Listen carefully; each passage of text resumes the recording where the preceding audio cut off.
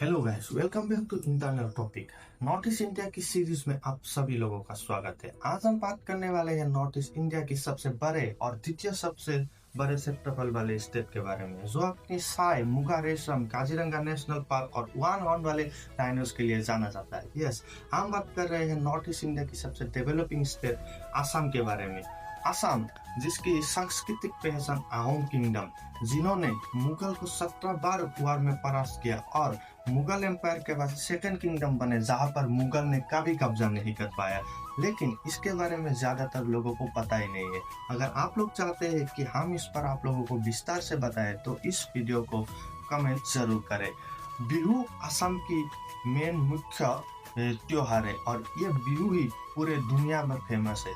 बीते 2023 के 14 अप्रैल को बिहू ने Guinness book of world record में अपना नाम भी दर्ज किया, जहां पर कुल 11,307 नर्तकी और ढोल वादक ने असम के सरुसजाई स्टेडियम में एक साथ बिहू परफॉर्म किया। ब्रह्मपुत्र नदी असम के लोगों के जीवन रेखा है और वहां पर ही स्थित माजुली दुनिया की सबसे बड़े नदी द्वीप है।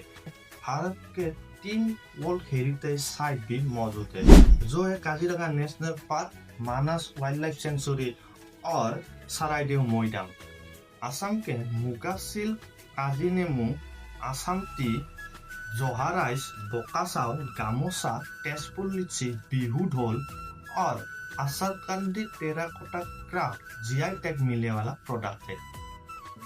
असम पुत्र डॉक्टर भूपेन हजारिका जी को सन 2019 में भारत रत्न से भी नवाजा जा चुका है, जिनको आसामीज पीपल प्यार से भूपेंदा नाम से संबोधन करता है, जिन्होंने अपनी जिंदगी में almost 1500 songs Assamese, Bengali, Hindi और कई अन्य भाषाओं में गाया है। Actor, poet, actor, film maker, professor और पॉलिटिशियन थे।